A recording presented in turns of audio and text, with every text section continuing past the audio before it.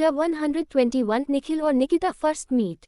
अमृता जल्दी से अपना दुपट्टा लेकर निकिता को कॉल लगाने लगी। उधर से निकिता कॉल पिक करते हुए बोली, दी बाबा को ऑटो में लेकर गए, आप कहाँ हो, प्लीज जल्दी से आ जाओ, भाई भी पता नहीं कहाँ पे है। निकिता रोधी सी आवाज में बोली।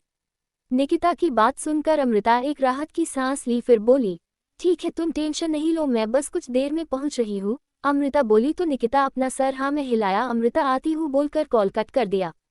अमृता एक नज़र ऊपर देखकर बाहर जाने लगी। अमृता जैसे ही अपना पैर बाहर निकलने को हुई, गार्ड उसका रास्ता रोकते हुए अपना सर झुकाकर बोले, मैम आप बाहर नहीं जा सकती।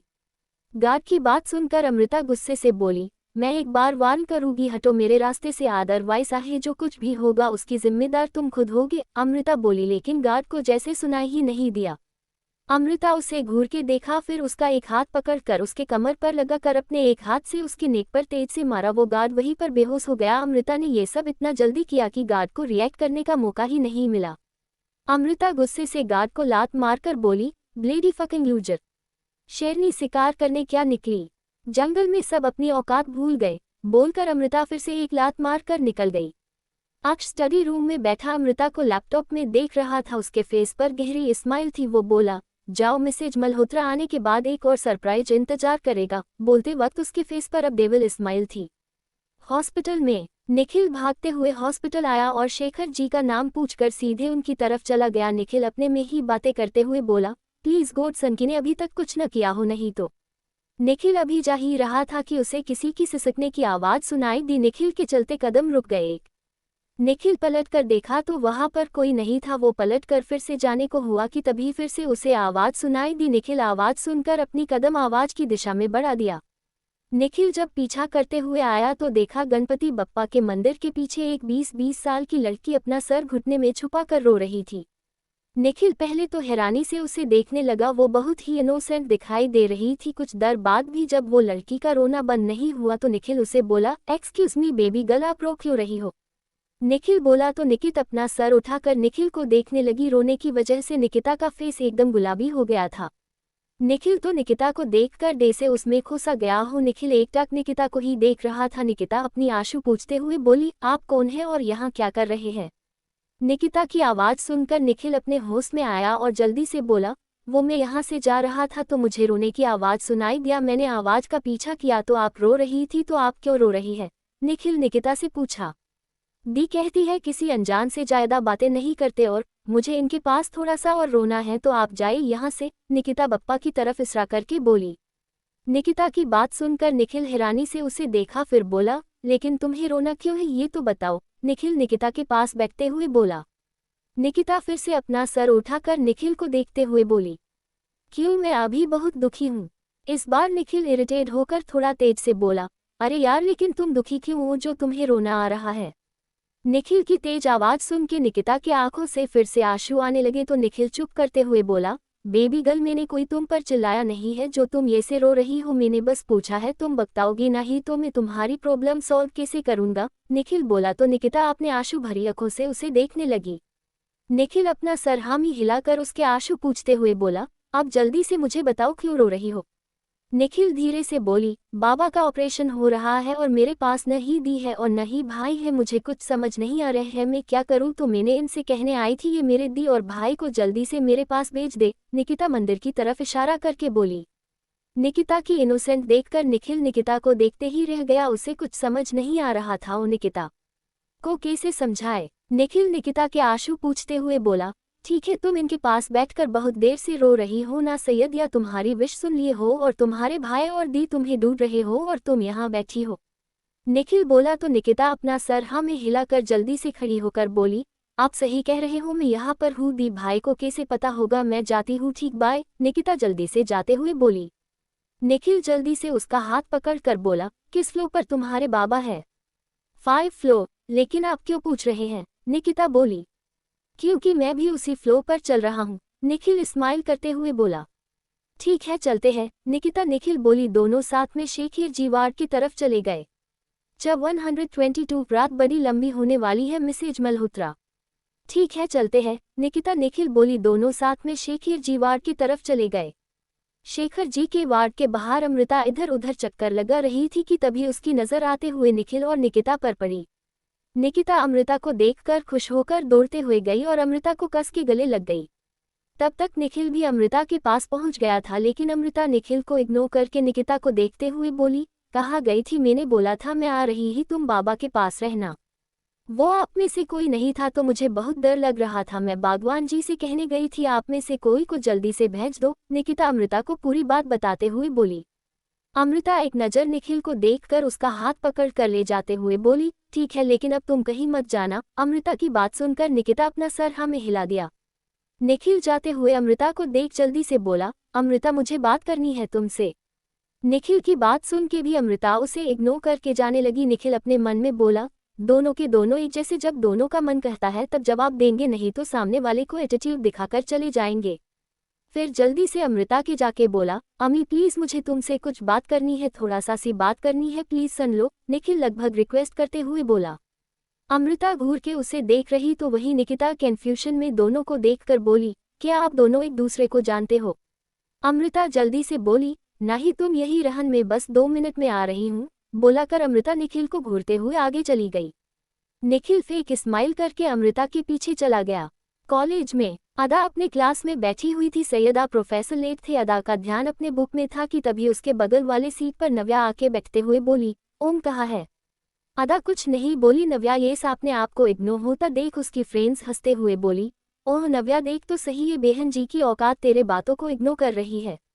अपनी फ्रेंड्स की बात सुनकर नव्या गुस्से से अदा की बुक छीनकर बोली, तुम्हारी इतनी औकात, तुम मुझे इग्नोर कर रही हो? एक नव्या की बात सुन के भी अदा संती से बोली, नव्या देखो मुझे परेशान करना बंद करो और मेरी बुक वापस करो, पहले मेरी बातों का जवाब दो। नव्या क्रीपी स्माइल करते हुए बोली।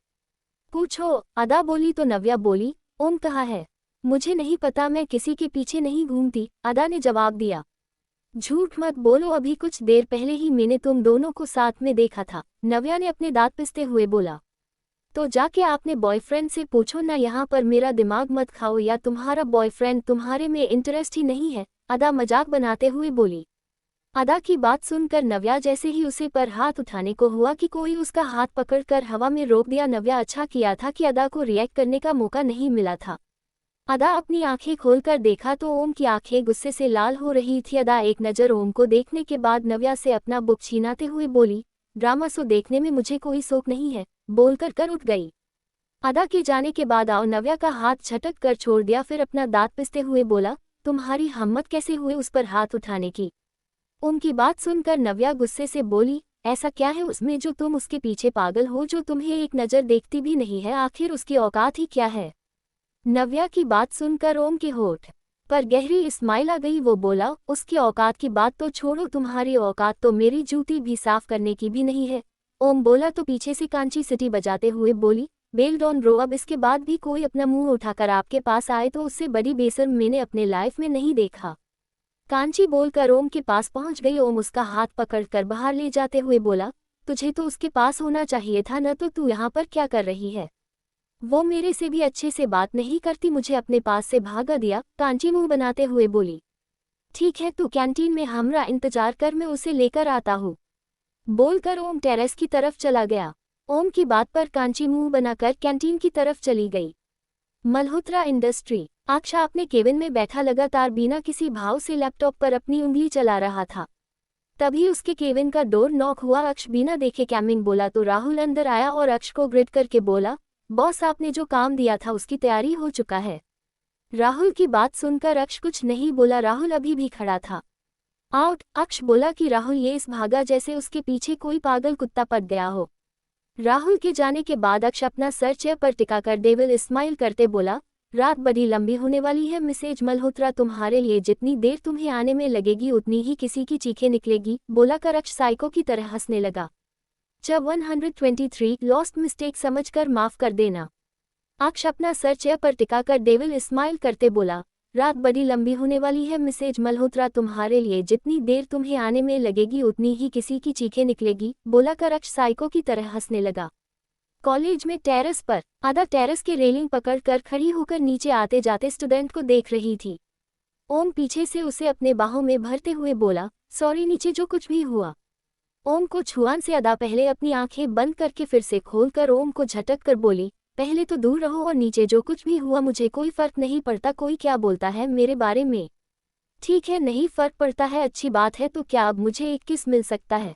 ओम अदा के पास जाते हुए बोला। किस लेके करोगे क्या? अदा दांत दिखाते हुए बोली। बताओ क्या होता है, लेकिन पहले छूने तो दो अपने होठों को। ओम धीरे से अदा के कमर पर अपना हाथ डालते हुए बोला। एक किस से क्या होगा, चलो बैग पर चलते हैं, अदा बिना किसी भाव से बोली। बैग पे क्यों और किस लिए? ओम बोला। ओम की बात सुनकर अदा एक स्माइल के साथ बोली, क्यों इंटीमेट नहीं होना आखिर? इसलिए तो मेरे इतना रिजेक्ट करने के बाद भी तुम्हें तो जैसे कोई फर्क ही नहीं पड़ता, अदा बोली तो ओम का फेस काला पड़ गया। ओम अदा की कमर पर अपनी पकड़ कसते हुए बोला, कहना क्या चाहती हो तुम? यही कि जैसे तुम्हारा भाई मेरे दी को मार के भी अभी भी बेचूले का टैग लेकर घूम रहा है, मेरे दी को कोई नाम नहीं मिला, वैसे ही तुम भी मुझे अपना मिस्ट्रेस बनाकर रखना चाहते हो, अदा इस बार चिल्लाकर बोली। अदा की पूरी बात सुनने के बाद ओम अदा के बाल सहित पकड़कर गुस्से से बोला, तुम्हें कोई हक नहीं है अपने आप को मिस्ट्रेस बोलने की। ओम बोला, लेकिन ओम की पकड़ इतनी तेज थी कि अदा की चीख निकल गई। ओम उसे छोड़कर दूर हो गया और अदा को देखते हुए बोला, तुम्हें क्या लगता है मैं तुम्हारे साथ सोने के लिए ये सब करता हूँ? तो शायद तुम ओम से मिल ही नहीं पाए। खैर ये सब छोड़ो, आई एम सॉरी, अब तक जो भी मैंने तुम्हारे साथ बदतमीजी किया हो या फिर तुम जबरदस्ती का भी नाम दे सकती हो, but I love you so much और हमेशा करता रहूंगा। बोलते वक्त ओम की आंखें नाम हो गई थी। अदा एकटक ओम को ही देख रही थी। ओम अदा के पास आके उसके नेक को पकड़कर अपना होठ उसके होठों पर रख कर दिया और सॉफ्टली किस करने लगा। किस करते हुए उसकी आंखों से एक कतरा आंसू अदा के गाल पर गिर गया। अदा जिसकी आंखें ओम के किस करने से बंद हो गई थी, ओम की आंसू को महसूस कर अदा अपनी आंखें खोलकर ओम को देखने लगी। 10 मिनट बाद ओम अदा से दूर होकर पलट गया और बोला, लॉस्ट मिस्टेक समझकर माफ कर देना। बोलकर ओम बिना अदा की बात सुने चला गया। अदा बस उसे देखती रह गई, उसकी आंखें भी नम हो गई थी। 1 मिनट, ये अभी क्या बोल कर गया है? अदा अपने से ही कुछ सोचकर बोली। रात का वक्त हॉस्पिटल में रात के 11 बज रहे थे। शेखर जी का ऑपरेशन सक्सेसफुल रहा, जिस कारण उन्हें औद से सीधा नॉर्मल वार्ड में शिफ्ट कर दिया गया था। अमृता ने निकिता को कुछ खिलाकर उसको भी सुला दिया था। निखिल अभी भी अमृता के पास ही था। अमृता ने सब कुछ निखिल को बता दिया था। निखिल अमृता को देखते हुए बोला, यहाँ पर सब अब ठीक है, मैंने अब जो एड्रेस दिया है तुम नील को वहाँ पर चेक करना और अगर कोई भी प्रॉब्लम हो तो तुरंत कॉल करो। निखिल अमृता को समझते हुए बोला। थैंक यू, यहाँ पर आप सभी का ध्यान रखो, मैं नील को लेकर आती हूँ, अमृता बोली तो निखिल अपना सर हाँ में हिलाया। अमृता हॉस्पिटल से निकल गई। अमृता बाहर आए और निखिल का कार लेकर हॉस्पिटल से निकल गई। अगर मेरी वजह से तुम्हें कुछ हुआ तो मैं कभी अपने आप को माफ नहीं कर पाऊंगी, अमृता कार चलाते हुए बोली। रात हो गई थी। अमृता मुंबई से बाहर आ गई थी। चारों तरफ जंगल ही जंगल था। अभी अमृता का ही रही थी कि तभी उसके कार पर फायर हुआ। अमृता कार संभालते को हुई, लेकिन फिर भी उसकी कार जाके एक पेड़ पर टकरा गई। अमृता के सर से खून आने लगा, लेकिन उसे ज्यादा चोट नहीं आई। अमृता अपना हाथ वेल पर मरते हुए बोली, व्हाट द फक, अभी मेरे पास कोई गुण भी नहीं है। कोई नहीं अम्मी, इन जैसे कुत्तों को तुमने बहुत देखा है, चल तैयार हो जा। बोलकर अमृता कार से निकली। तब तक उसके चारों तरफ गुंडे घेर चुके थे। अमृता अपनी गहरी नज़र से उन सब को देखते हुए बोली, क्या दुश्मनी है तू सबको मेरे से? वो तो हमारे बॉस बताएंगे ना हमें, तो उन्होंने सिर्फ तुम्हें जिंदा लाश बना कर लाने को बोला है, उनमें से एक गुंडे ने जवाब दिया। नाम क्या है तुम्हारे बॉस का? अमृता बिना किसी भाव से बोली। चलो हम सबके साथ खुद देख लो ना, गुंडे ने जवाब दिया और फिर सब हंसने लगे। अभी सब हंस रहे थे कि एक गुंडे की चीख निकल गई। अमृता दूसरे गुंडे को लात मारकर दूसरे के हाथ को पकड़कर उसकी कमर पर लगाकर कोहनी से उसकी गर्दन पर मारा तो वो गुंडा चीखकर वहीं पर बेहोश हो गया। अमृता दूसरे गुंडे को अपने लात से मारकर उसके सीने पर अपने लातों से मारकर बोली, जाके कह देना अपने बॉस से शेरनी का सीकर करना हो तो खुद आके सामने से लड़े, इसे अपने भाड़ की टट्टू को बेचकर अपना इमेज न डाउन करे। अमृता बोलकर जैसे ही पलटी की उसकी चीख निकल गई। जब 124 अक्ष अमृता की बेहस। अमृता दूसरे गुंडे को अपने लात से मारकर उसके सीने पर अपने लातों से मारकर बोली, जाके कह देना अपने बॉस से शेरनी का सीकर करना हो तो खुद आके सामने से लड़े, इसे अपने भाड़ की टट्टू को बेचकर अपना इमेज न डाउन करे। अमृता बोलकर जैसे ही पलटी की उसकी चीख निकल गई। एक गुंडा अमृता के बाजू पर नाइफ से मार दिया। अमृता के बाजू से खून रिसाने लगा। अमृता अपनी लाल आंखें से गुंडे को देखा और खींचकर एक थप्पड़ उसके गाल पर जड़कर उसके हाथ कमर पर लगाते हुए बोली, काया पीछे से वार करता है। बोलकर नाइफ उसके गले पर रखकर खींच लिया। कुछ देर बाद अमृता के पास कुछ भी नहीं था। अमृता अभी सबसे लड़ रही थी, लेकिन अब उसके शरीर पर काफी जख्म लग चुके थे। गुंडे खत्म होने का नाम ही नहीं ले रहे थे। एक अमृता एक गुंडे के पेट पर नाइफ मरते हुए दूसरे को लात से मारकर अपने से दूर कर दिया। अमृता दूसरे के सर को पकड़कर कार के बोनट पर दे मारी। तभी पीछे से गन चलाने की आवाज आए। अमृता बचाने को हुई, लेकिन गोली उसे बाजू को छू कर निकल गई। बहुत हो गया तेरा, अब सीधे से खड़ी हो जा, एक गुंडा अमृता पर गन पॉइंट करते हुए बोला। गुंडे की आवाज सुनकर अमृता पलट कर देखा और सीधी खड़ी हो गई। उसके आंखों में डर नाम का एक कतरा भी दिखाई नहीं दे रहा था। गुंडा हंसते हुए बोला, क्या हुआ, निकल गई तेरी सारी दादागिरी। गुंडे की बात पर सब गुंडे हंसने लगे। अमृता दे से ही थोड़ा आगे आने को हुई। गुंडा गन पॉइंट करते हुए बोला, एक कदम नहीं तो गोली तेरे खोपड़ी के आर पार कर दूंगा। अमृता फिर भी नहीं रुकी। गुंडा अमृता को रुकने के लिए बोल रहा था, लेकिन अमृता अपनी कदम नहीं रोकी। गुंडा आखिरी वार्न करते हुए बोला, देख रुक जा, नहीं तो मैं गोली चला दूंगा। अमृता फिर भी नहीं रुकी। तभी गन शॉट की आवाज आए और इसी के साथ सन्नाटा छा गई।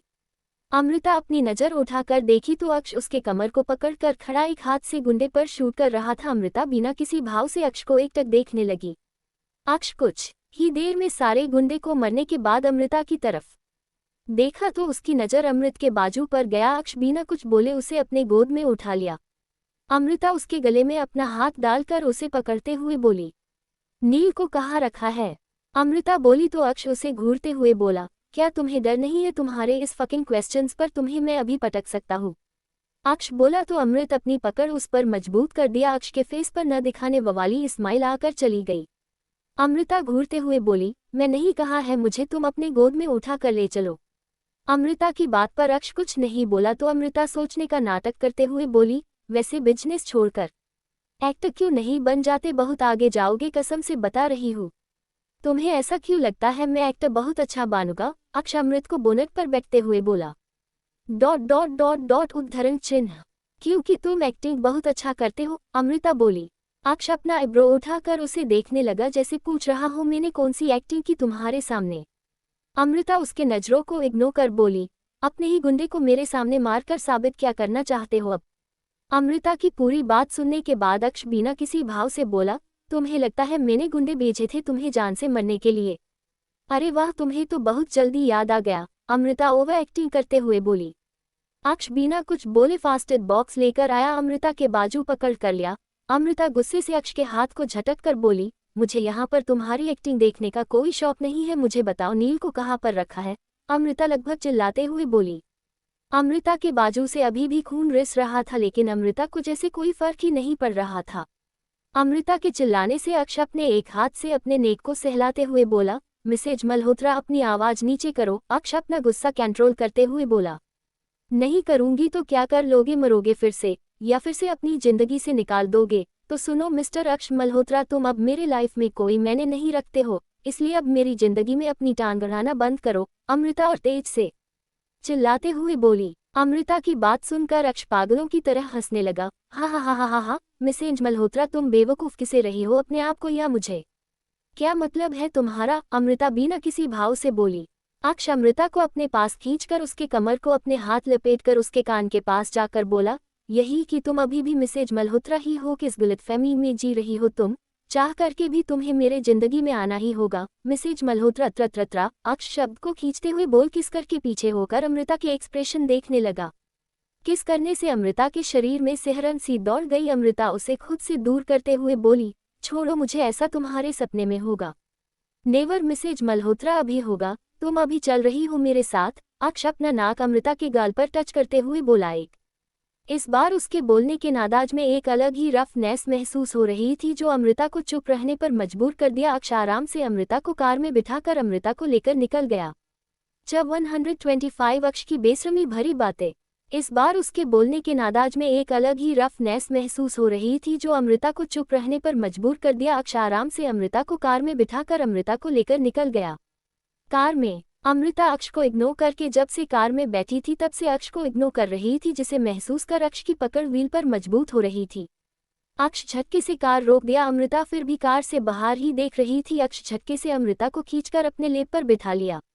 अमृता गुस्से से अक्ष को घूरते हुए बोली, ये क्या बदतमीजी है और अब कौन सा ड्रामा करने वाले हो?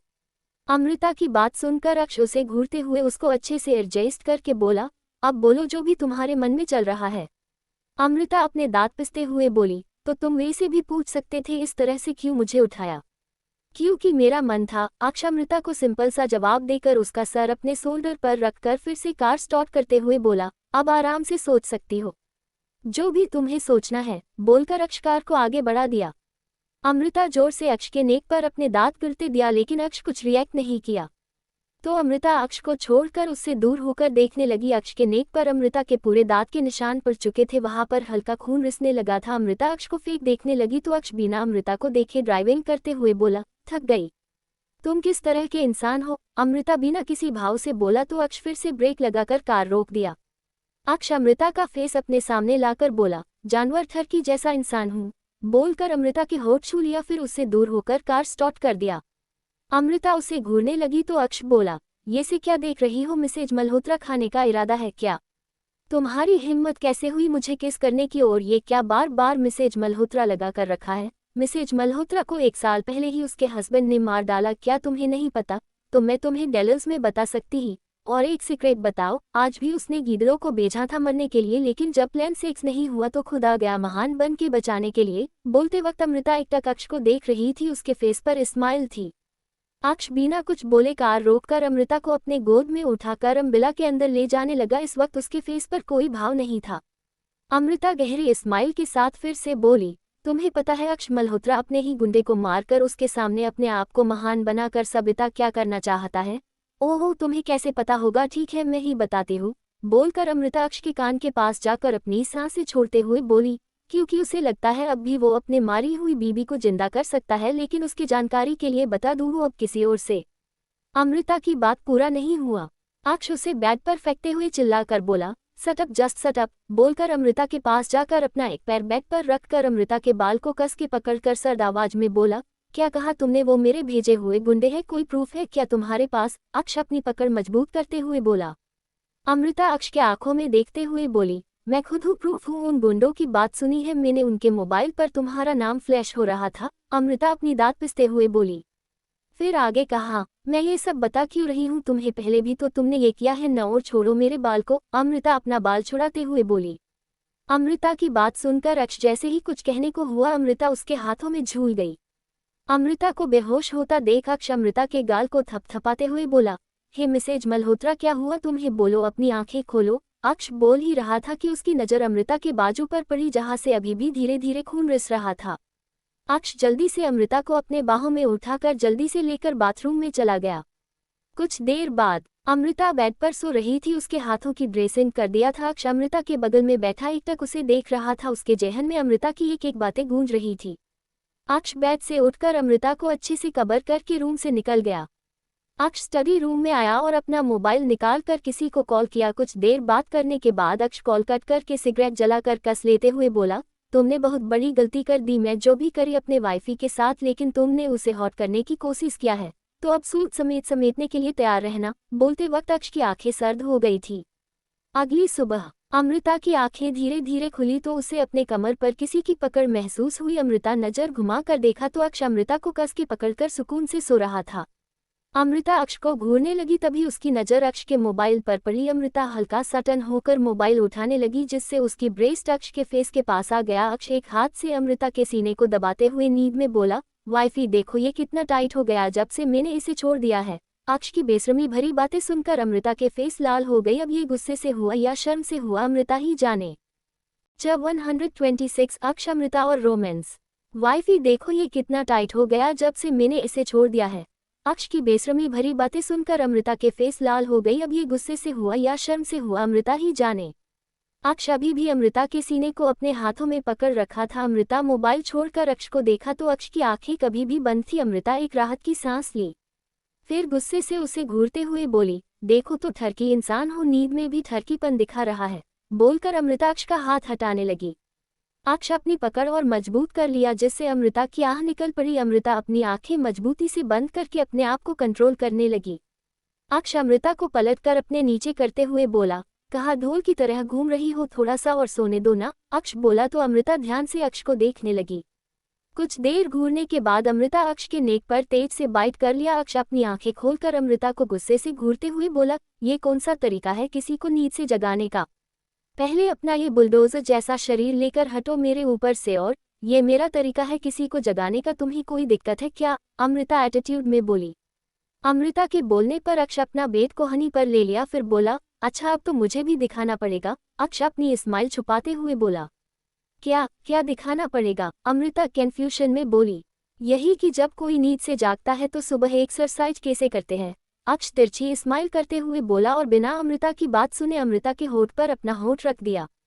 अमृता बस अक्ष को घूरते हुए रह गई। अक्ष अमृता के होठों पर किस करते हुए अमृता के आंख पर अपना हाथ रखकर फुसफुसाते हुए बोला, जस्ट फील वाइफी। बोलकर अक्ष अपना हाथ हटा लिया और अमृता को फिर से किस करने लगा।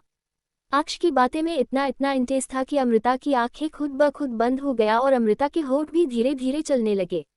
अमृता का साथ पाकर अक्ष की किस अब एग्रेसिव होने लगी थी। अक्ष कभी अमृता के ऊपर लिप्स को खींचकर स्मॉच करके छोड़कर उसके टंग को स्मॉच कर रहा था तो कभी उसके लोअर लिप्स को बाइट कर रहा था। 15 मिनट पेसेनेट किस के बाद अमृता की सांसें उखड़ने लगी तो अक्ष लेकिन अक्ष अभी भी नहीं छोड़ रहा था। 25 मिनट लान किस के बाद अक्ष अमृता के होठों को आज़ाद कर अपना होठ उसके नेक पर रख दिया। अमृता गहरी गहरी सांस लेने लगी। अक्ष अपने दांतों से अमृता के शर्ट को शोल्डर से हटाते हुए बोला, बस इतने में ही वाइफी तुमने हार मान लिया। बोलकर अमृता के नेक पर बाइट किया। मैं तुम्हारे जान ले लूंगी अगर बाइट किया तो, ठरकी कही के। अमृता अपने सांसों को कंट्रोल करते हुए बोली। अक्ष के होठ पर स्माइल आ गई। अमृता की बात सुनकर अक्ष बाइट के जगह पर लीक करते हुए बोला, वाइफी तो थोड़ा तुम भी साथ दो ना मेरा। अक्ष अमृता के कान में अपनी गर्म सांसें छोड़ते हुए बोला।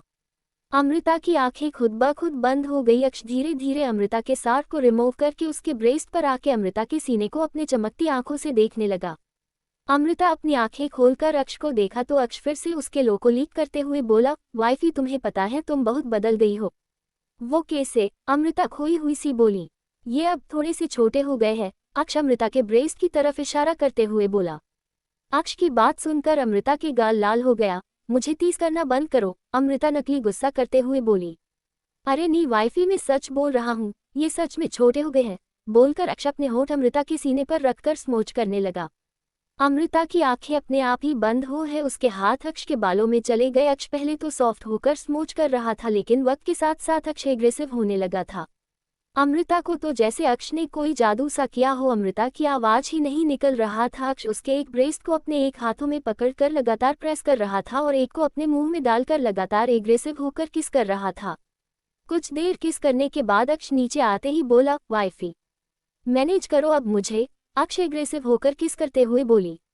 अमृता को तो जैसे अक्ष की आवाज सुनाई ही नहीं दे रही थी। अक्ष नीचे आके अमृता के थाई को सहलाते हुए अमृता के पैंटी उतार कर एक नज़र देखकर अमृता के फेस को देखा जहां पर बेचनी साफ दिख रही थी। अमृता अपनी आंखें बंद करके मौन कर रही थी। अक्ष अपना होठ वहां पर रखकर अमृता को किस करने लगा। अमृता से जब बर्दाश्त नहीं हुआ तो अमृता अक्ष के बाल को पकड़कर ऊपर खींचने लगी। अक्ष उसका हाथ पकड़कर बैक पर प्रेस करके एक हाथ से वहां पर सहलते हुए बोला, जस्ट एंजॉय वाइफी। बोलकर फिर से अक्ष अपना होठ रखकर वहां पर जोर जोर से स्मोच करने लगा। अमृता की मौन भरी आवाजें तेज हो गई। अक्ष अपना सर उठाकर अमृता को देखा, तभी अमृता की चीख निकल पड़ी। अक्ष अपनी 2 उंगली अंदर बाहर करते हुए बोला, वाइफी लगता है तुम्हारा स्टेमिना कम हो गई है को तुमसे इतना भी झेला नहीं जा रहा है। अक्ष अपनी मैगानेट सी आवाज अमृता के कानों में छोड़ते हुए बोलकर उसके लो पर बाइट करके फिर से नीचे आके अपना फेस वहां पर रख दिया। जब 127 अक्ष की बेशर्मी, वाइफी लगता है तुम्हारा स्टेमिना कम हो गई है को तुमसे इतना भी झेला नहीं जा रहा है। अक्ष अपनी मैगानेट सी आवाज अमृता के कानों में छोड़ते हुए बोलकर उसके लो पर बाइट करके फिर से नीचे आके अपना फेस वहां पर रख दिया। अमृता अक्ष के बाल को कस के पकड़कर ऊपर खींचते हुए बोली, आह प्लीज, आह नो प्लीज, आह। अमृता मौन भरी आवाजें निकलते हुए बोली, जिससे अक्ष और एक्साइटेड होकर अपना काम करने लगा कि एकदम से अक्ष अपना फेस निकलकर अमृता को देखा जिसका फेस पसीने से तरबदर था। उसके पैर हल्का हल्का कांप रहा था लेकिन फेस पर रिलैक्सन साफ दिख रहा था, जिसे देखकर अक्ष उसके ऊपर आके उसके सीने पर अपने होंठ रखते हुए बोला, वाइफी आज कुछ न्यू करे क्या? अक्ष अमृता के जो लाइन पर बाइट करते हुए सेक्सी सी आवाज में बोला। अमृता अपनी आंखें बंद किए हुए ही अपना सर हाँ में हिला दिया। अक्ष अपनी आंखें में चमक लिए अमृता के फेस को एकटक देखने लगा। अमृता की आंखें अब भी बंद थी। अक्ष अपने होठों पे तिरछी स्माइल लिए दोनों के ऊपर ब्लैंकेट डालकर अमृता को नेक पर लगातार बाइट करने लगा। अमृता अपनी आंखें खोलकर अक्ष को रोकने को हुई कि अक्ष उसके होठ पर अपना होठ रखकर एग्रेसिव होकर अमृता के होठ को निचोड़ने लगा। अमृता जितना ही अक्ष का साथ देने की कोशिश कर रही थी, अक्ष उतना ही एक्साइटेड होकर अमृता पर भारी पांडने लगा था। कुछ ही देर में अक्ष अमृता के पूरे शरीर पर लव बाइट से भर चुका था। अमृता की आंखें अभी भी बंद थी, उसके हाथ अक्ष के बालों में घूम रहे थे। अक्ष अपने आप को एडजस्ट करके जैसे ही इंटर होने को हुआ कि उसका मोबाइल बजा, अक्ष की हाथों की मुट्ठी कस के बंद हो गई। अचानक से जैसे अमृता नींद से जागी। अमृता अपनी आंखें खोल कर देखा तो अक्ष अभी भी उसके ऊपर उसे एकटक देख रहा था। अमृता की आंखें जैसे खून उगलने को हो गई। अमृता अक्ष को धक्का दे दिया तो अक्ष जाके बेड पर गिरा। अमृता अपने दांत पिसते हुए बोली, कल रात जो गुंडे भेजे थे मुझे मारने के लिए, तब नहीं सोचा ऐसे किसके साथ बिस्तर गर्म करोगे। अक्ष अपने दोनों हाथ सर के पीछे करके आराम से लेटकर अमृता की बातें सुनने लगा। अमृता फिर से बोली, इतनी ही अगर गर्मी है तो कोठोवाली की कमी नहीं है, जाके वहां पर अपनी गर्मी निकालो। अक्ष फिर भी कुछ नहीं बोला। अमृता चिल्लाते हुए बोली, तुमने समझ क्या रखा है, मुझे अपनी रख है। अमृता अपनी बात पूरी भी नहीं कर पाई कि उसका फेस एक तरफ झुक गया। अक्ष अपनी जलती निगाहों से अमृता को देखा, फिर उसका जबड़ा पकड़कर अपनी तरफ करके बोला, तुम्हारी हिम्मत भी की हुई अपने आप को रखेल शब्द यूज करने की? क्यों तुम रखेलों की तरह रख सकते हो, मैं बोल भी नहीं सकती, अमृता व्यंग से बोली। अक्ष की पकड़ अमृता के जबड़ों पर मजबूत हो गई। अक्ष की आंखें एकदम सर्द हो गई थी। अक्ष उसे घूरते हुए बोला, ये जो कुछ भी हुआ इसमें तुम्हारा भी पूरा साथ था, और रही बात तुम्हारे जुबान की तो मैंने तुमसे लीगली शादी की है, ये से नहीं रखा है तुम्हें अपने पास। अक्ष बिना किसी भाव से बोला, हाँ अकेले की शादी, अमृता फिर से व्यंग से बोली। तभी अक्ष का मोबाइल फिर से बजा। अक्ष कॉल पिक करके बोला, 20 मिनट बोलकर कॉल कर दिया। अक्ष बिना अमृता को जवाब दिए बेड से उठ गया, अपना फेस घुमा लिया, उसके गाल एकदम से लाल हो गए थे। वो चिल्लाते हुए बोली, लाज शर्म सब धो दिए हो क्या, जो ऐसे बेशर्मों की तरह खड़े हो गए। ... उद्धरण चिन्ह। ये से क्यों रिएक्ट कर रही हो जैसे कुछ देखा ही न हो तुमने। एटलीस्ट तुमने तो टच भी किया है और स्नैक के साथ खेला भी है, अक्ष अमृता की तरफ आते हुए बोला। अक्ष की बात सुनकर अमृता के पूरा शरीर जलने लगा, जिसे देखकर अक्ष के फेस पर एक छोटी सी प्यो स्माइल आ गई। अक्ष अमृता के पास आया और झटके से ब्लैंकेट अलग करके अमृता को अपने गोद में उठा लिया। अमृता डर से जल्दी से अक्ष के शोल्डर को कस के पकड़कर बोली, क्या मैं कुछ कर सकती हूँ? अमृता बिना किसी भाव से बोली। अक्ष एक नज़र उसके फेस को देखकर अपना फेस एक साइड करके बोला, कर सकती हो। अक्ष के ऐसा करने से पहले तो रीता हैरानी से उसे देखी, फिर अक्ष के नेक पर कस के बाइट कर लिया और तब तक नहीं छोड़ा जब तक उसके मुंह में ब्लड का टेस्ट नहीं आ गया। अमृत ने अक्ष को देखा जिसके फेस पर दर्द का कोई सिकन नहीं था। अक्ष उसे सवार के नीचे खड़ा कर शावर ऑन करके बोला, रिलैक्स हो या अब या और भी खून पीने हैं। अक्ष बोला तो अमृता उसे इरिटेशन होकर देखने लगी। अक्ष उसके होठों पर पैक देकर बोला, ये से इरिटेट होने से कुछ नहीं होगा, तुम चाहो तो कहीं और भी बाइट कर सकती हो। अक्ष अमृता को टीज करते हुए बोला।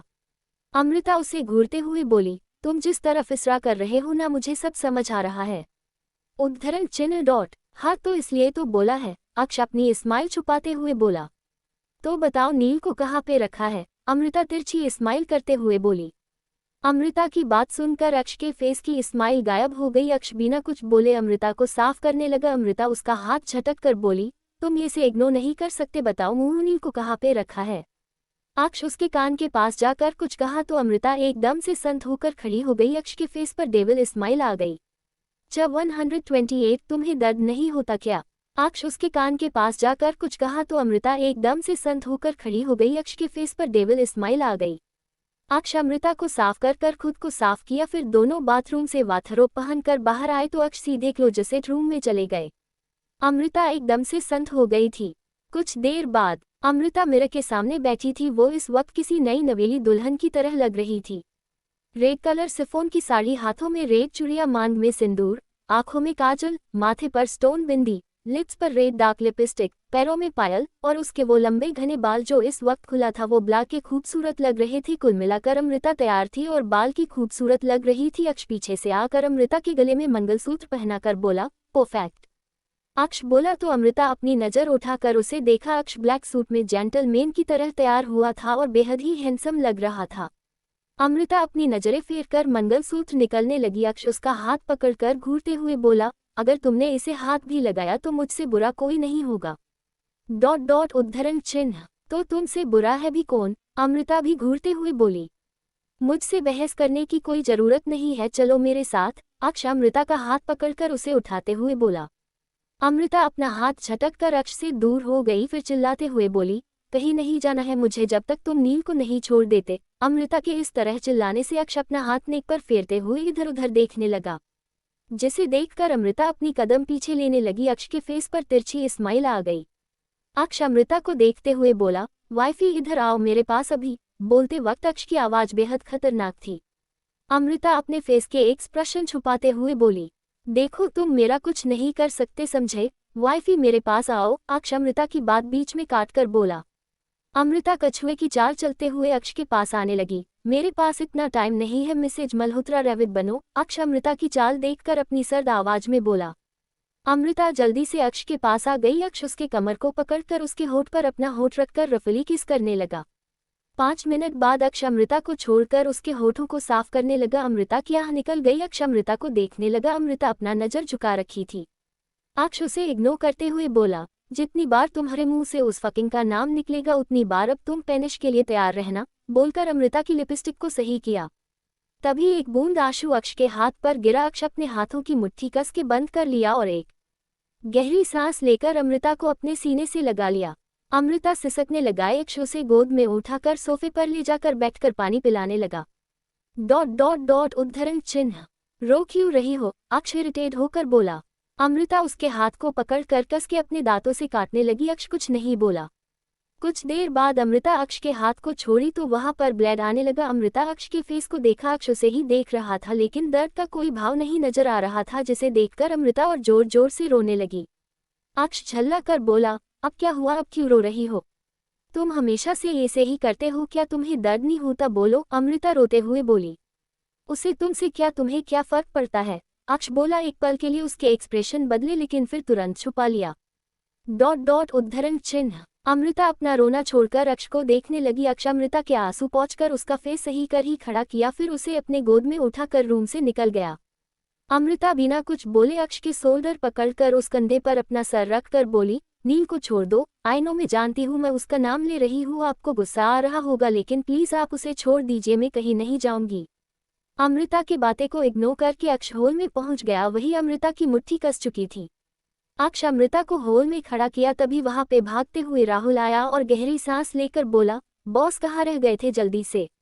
राहुल बोल ही रहा था कि उसे अपने ऊपर किसी की घूरती नजर महसूस हुई। राहुल अपना नजर उठाकर देखा तो अक्ष उसे अपनी जलती निगाहों से घूर रहा था।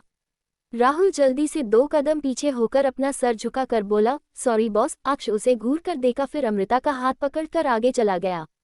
राहुल अपने सीने पर हाथ रखकर, बाल बाल बचा आज तो मैं, बोलकर वो भी जल्दी से अक्ष के पीछे चला गया।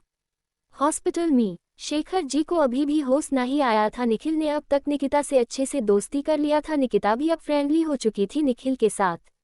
निखिल शेखर जी के वार्ड के अंदर गया। निकिता शेखर जी का हाथ पकड़कर बैठी थी। निखिल उसके पास जाकर सोफे पर बैठते हुए बोला, चलो अब जल्दी से अपना नाश्ता फिनिश करो, नहीं तो तुम्हारी दी मेरा क्लास ले लेगी।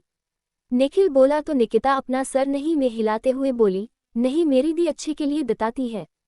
उद्धरण चिन्ह। अच्छा ठीक है, तुम्हारी दी सबसे बेस्ट है। अब ठीक है, अब नाश्ता फिनिश करो ठीक है, निखिल बोला तो निकिता अपना सर हाँ में हिलाया।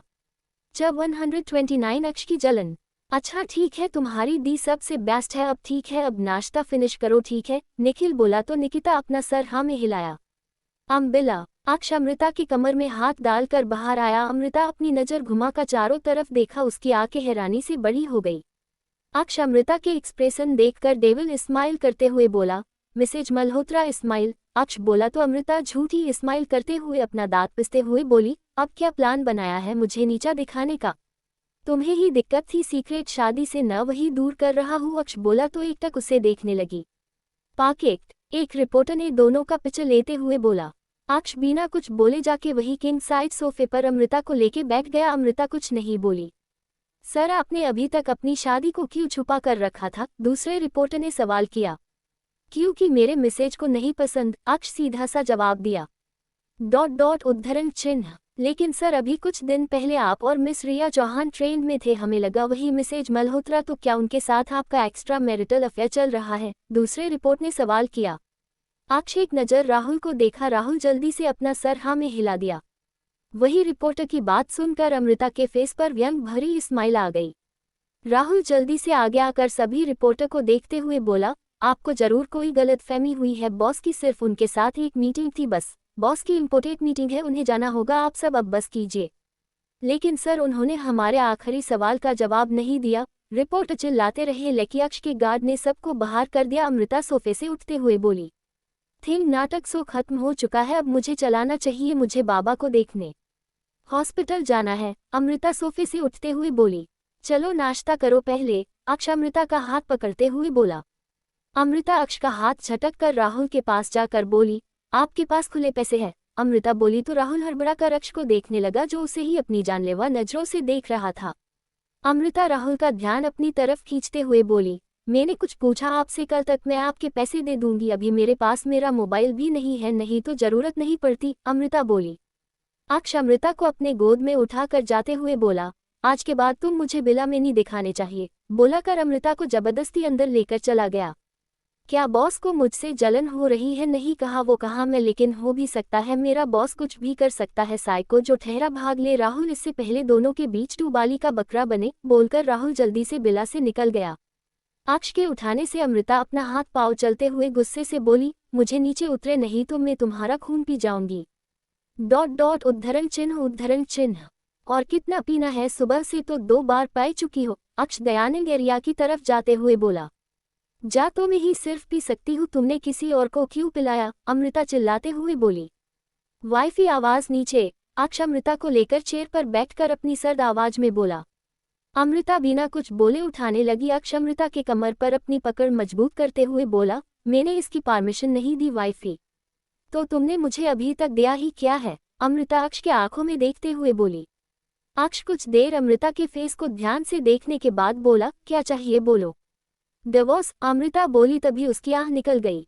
अक्ष अपना नाखून अमृता के पेट पर गिरते हुए बोला, फिर से कहो, डिवोर्स चाहिए मुझे तुमसे। अमृता अटक कर बोली, क्योंकि अक्ष की आंखें रेड हो रही थी।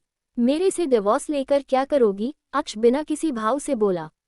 अक्ष बोला तो अमृता कुछ नहीं बोली। अक्ष अमृता के कान के पास जाकर बोला, क्या मेरी परफॉर्मेंस बेड पर अच्छी नहीं है? उस फका की ज्यादा अच्छी है, बोलकर अक्ष अमृता के एयरलॉब पर कस के बाइट किया। अमृता की चीख निकल गई। अमृता अपना सर झुकाकर अपना सर हाँ में हिला दिया। आह मुझे दर्द हो रहा है।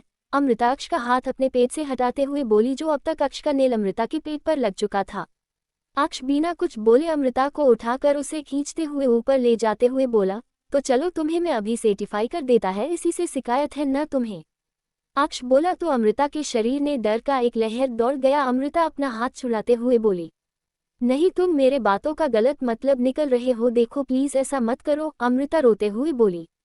लेकिन अक्ष को तो जैसे सुनाई ही नहीं दे रहा था, उसका साइको पान जग चुका था। अमृता फिर से रोते हुए बोली, अक्ष देखो मुझे मजबूर मत करो कोई भी कदम उठाने पर। अमृता वार्न करते हुए बोली। अक्ष अमृता की बातों को इग्नोर करके उसे बेड पर ले जाकर पटक कर बोला, चलो उठो, कदम में भी देखना चाहता हूँ क्या करना चाहती हो तुम। अक्ष की बात सुनकर अमृता अपनी कदम पीछे लेने लगी। अक्ष के फेस पर तिरछी स्माइल आ गई। अक्ष पीछे से अपना गन निकालकर अमृता की तरफ उछाल दिया और अपने जाके आराम से सोफे पर एक पैर पर दूसरा पैर रखकर बैठ गया। अमृता कंफ्यूजन में अक्ष को देखने लगी। जब 130 अक्ष को लगी गोली। अक्ष पीछे से अपना गन निकालकर अमृता की तरफ उछाल दिया और अपने जाके आराम से सोफे पर एक पैर पर दूसरा पैर रखकर बैठ गया। अमृता कंफ्यूजन में अक्ष को देखने लगी। चलो बताओ तुम क्या कर सकती हो मेरा? अक्ष बिना किसी भाव से बोला। अमृता एक नज़र अक्ष को देखकर गन उठा लिया और अक्ष की तरफ पॉइंट करके बोली, पता है बचपन में मेरी माँ कहती थी पति को भगवान की दर्जा दिया गया है, पति को पति परमेश्वर कहते हैं, तो भला मैं अपनी माँ के बात को कैसे झूठला सकती हूँ? भले ही यहाँ पर बात अलग हो, मेरा पति कभी परमेश्वर नहीं बन पाया, लेकिन है तो अब भी पति ही न, तो मैं उसे कैसे मार सकती हूँ? बोलकर अमृता गन अपने सर पर पॉइंट किया। अक्ष के फेस पर जो अभी तक स्माइल थी वो एकदम से गायब हो गई। उसे ऐसा लग रहा था जैसे अभी उसकी सांसें ही रुक जाएगी। अक्ष के एक्सप्रेशन देखकर अमृता के फेस पर गहरी स्माइल आ गई। अमृता बोली, पता है तुमने मुझे धमकी देकर शादी की, उसके बाद मेरे साथ जबरदस्ती भी किया, इतना टॉर्चर किया, मेरी बहन को टारगेट किया, इन सब के बावजूद भी मैं अपनी फीलिंग को तुम्हारे प्रति रोक नहीं पाई। मुझे प्यार भी हुआ तुम्हारे साथ, लेकिन फिर क्या हुआ? बोलकर अमृता चुप हो गई। उसके होठों पर स्माइल तो आंखों से आंसू निकलकर उसके गाल को भीगा रहे थे। अक्ष उठकर अमृता के पास आते हुए बोला, वाइफी देखो उसमें सच में गोली है, चल जाएगी, नीचे करो अभी के अभी। अक्ष बोलते हुए अमृता के पास बढ़ रहा था। अमृता अपनी पकड़ गन पर मजबूत करते हुए बोली, एक और कदम भी मेरे पास मत आना, मैं अभी गोली चला दूंगी। अक्ष अपनी कदम रोक कर बोला, ठीक है मैं नहीं आ रहा तुम्हारे पास, लेकिन प्लीज तुम गोली मत चलाना, ठीक है? तुम्हें हॉस्पिटल जाना है ना, तुम कर सकती हो, और मैं उस डॉक्टर को भी छोड़ दूं ना, बोलकर अक्ष अमृता को देखने लगा। अमृता उसे ही देख रही थी कि अचानक से अक्ष पागलों जैसा हंसने लगा, हा हा हा हा हा हा। ओह वाइफी, तुम्हें क्या मैं बेवकूफ नजर आता हूँ? अक्ष हंसते हुए बोला।